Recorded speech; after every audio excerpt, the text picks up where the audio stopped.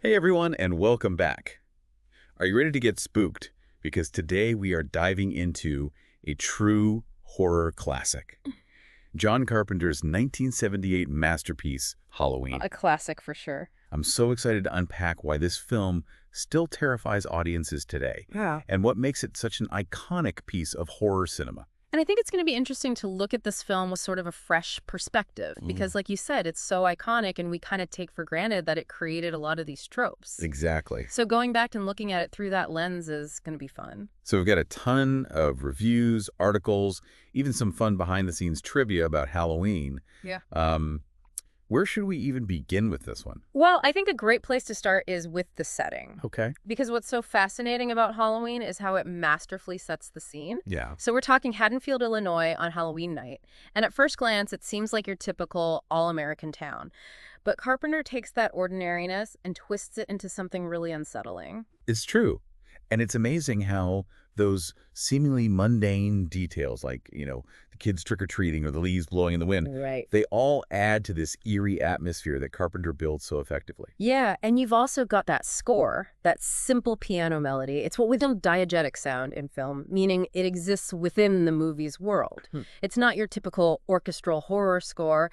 It's repetitive, almost childlike, and yet it's deeply unsettling. Oh, absolutely. And I think that's another part of what makes it so effective, right? Yeah. Because it gets stuck in your head. I swear I was humming that theme for weeks after I first saw Halloween. Yeah, me too. And you can't forget about the iconic opening scene and how we're introduced to Michael Myers. Oh my gosh, yes. I mean, seeing young Michael watching his sister from the window, putting on that creepy clown mask, Yeah. it's just chilling. It's one of the best openings in horror, and for its time, the way Carpenter shoots it, entirely from the killer's point of view, was revolutionary. I can't even imagine what it must have been like to see that for the first time in a movie theater in 1978. Right. To be put in the terrifying position of the stalker. It's such a brilliant filmmaking choice because it instantly puts you, the viewer, on edge. For sure. It's like that feeling you get when you think someone might be watching you, but amplified to the extreme. And that's just the beginning. Right. And let's talk about Michael Myers as a villain for a second. Oh, yeah. Talk about a villain stripped bare. Yeah. You never really understand his motives. He's just pure evil. That blank white mask, the silence, the way he just appears out of nowhere. Yeah, and that adds to the terror. It taps into our primal fear of the unknown, the unknowable. There's no complicated backstory, no justification for his actions. Yeah. He's just this terrifying force of nature. He's like the boogeyman come to life. And the fact that it's Halloween and everyone thinks he's just another trick-or-treater. Yeah. But you as the viewer, you know better, which ramps up the tension even more. For sure. It's like Carpenter is playing with our expectations and turning a familiar holiday tradition into something much more sinister. Which I think is part of the brilliance of the film, too, because he takes something we associate with childhood fun Right. and completely twists it into something truly frightening. Right. It's not a safe holiday anymore. Right. But it's not just Michael Myers that makes Halloween so great. We also have to talk about Laurie Strode, played brilliantly by young Jamie Lee Curtis in her film debut. Oh, absolutely. She's not your typical scream queen, is she? Not at all. I mean, what's so refreshing about Laurie is that she's not just running and screaming, she's resourceful, she's quick-witted. Yeah. And as the film progresses, she becomes more and more determined to survive. Exactly. And you find yourself rooting for her every step of the way. And I think that's what makes her such a compelling character. She's not a damsel in distress. She's a fighter. Right. And I think Jamie Lee Curtis's performance is a big part of why Laurie Strode has become such an icon in the horror genre. She's like the prototype for what we now call the final girl. Absolutely. She set the standard, and her influence can be seen in countless horror films that came after Halloween. Everything from Friday the 13th to Scream. You see shades of Laurie Strode in those final girls. Totally. Now I have to ask, do you remember the first time you saw Halloween? Oh, yeah. What scene stuck with you the most? I'm going to go with the closet scene. Oh my gosh. Yeah. So good. Just the slow reveal of Linda's body. It's a masterclass in suspense. It is. It's so much more terrifying than if Carpenter had just shown us everything. Absolutely. And for a slasher film, Halloween isn't actually that gory, is it? No, it's true. There's not a ton of blood and guts. And I think that's one of the reasons it still holds up so well today. because it relies more on suspense and atmosphere than graphic violence, which allows our imaginations to run wild. And that's almost always scarier, Yeah. right? What you don't see can be far more terrifying than anything a filmmaker could show you. Oh, absolutely. I mean, think about that scene where Laurie is looking out the window Yeah. and we see Michael Myers just standing there watching her from afar. Oh, yeah. Just lurking in the shadows. Yes. Yeah. Chilling. And you don't see any violence. Right. But that image, that suggestion, it's burned into your memory. It's true. Speaking of burned into your memory, we have to talk about that iconic mask that Michael Myers wears. Oh, yeah, the mask. Did you know it wasn't even custom made? Yeah. It was just a Captain Kirk mask, What? spray painted white. No way. I did not know that. I know. Isn't that wild? That's amazing. Like one of the most iconic images in horror movie history. Right. And it's just a spray painted Captain Kirk mask. It just goes to show you that you don't need a huge budget Right. to create something truly terrifying. Exactly. And really effective. It's true. It's all about tapping into those primal fears.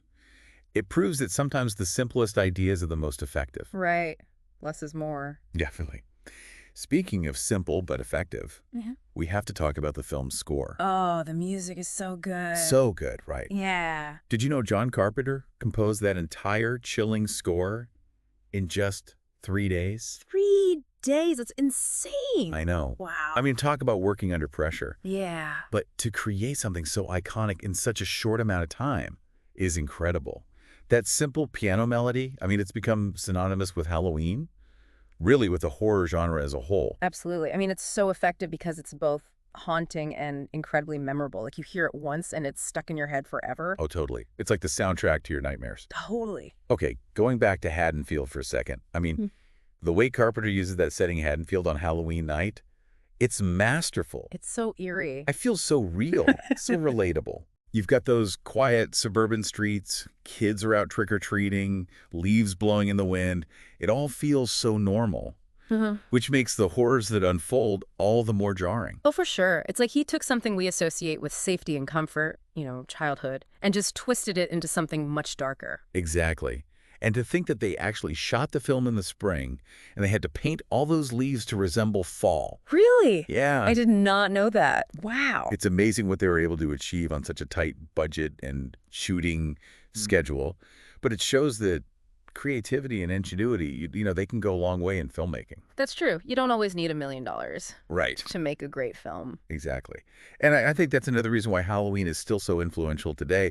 It basically wrote the rule book on the slasher genre. It did, for sure. You know those movies where you've got a relentless killer stalking, like a group of teenagers? Right. Halloween did it first. Yeah. And it did it so well. Yeah. It established so many of the tropes we now associate with slashers. The secluded suburban setting, the holiday backdrop, the masked killer, innocent victim. Oh, and the final girl trope. Don't forget that. Oh, right. Of course, the final girl, which we talked about earlier. I mean, that's another element that Halloween really solidified. And you think about all the iconic slasher franchises that came after it. Friday the 13th, A Nightmare on Elm Street, Scream. So good. They all owe a huge debt to Halloween. It's pretty remarkable how one film can be so influential. It is. I mean, it came out in 1978. We're still talking about it today. People are still making sequels and remakes. Why do you think Halloween continues to resonate with audiences after all these years? Well, I think a big part of it is just how well made the film is. Yeah. I mean, the pacing is perfect. The suspense is palpable. The characters, while simple, are effective.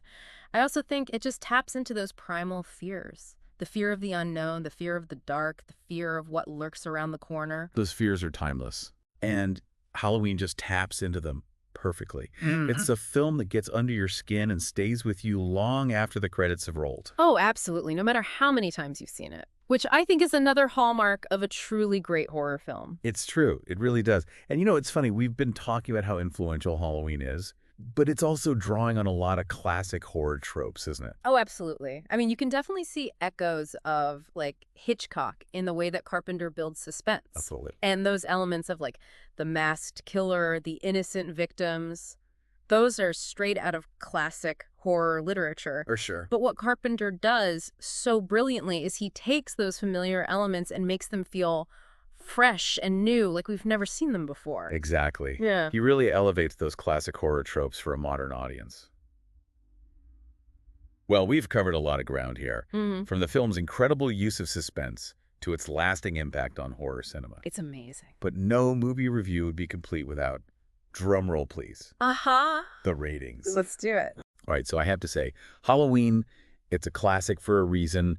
It's effective, it's influential, it still holds up incredibly well today. Yeah.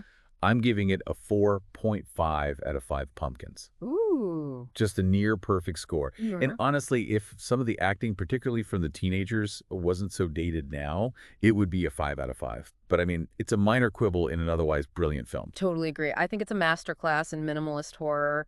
For me, it's a perfect score. 5 out of 5 pumpkins. Its influence on the genre is undeniable.